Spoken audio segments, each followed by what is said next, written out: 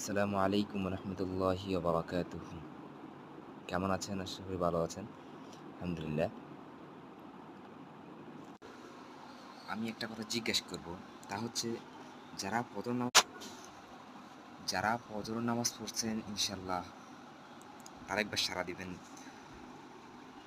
দেখেন, ফজর নামাজ পড়া আর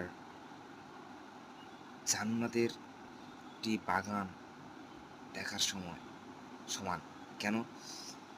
ফজরের পর হচ্ছে আল্লাহ তাআলা এমন নামাজ পড়লে আল্লাহ তাআলা এমন এমন একটা শান্তি লাগে মনে, যে আমি নামাজ পড়ছি।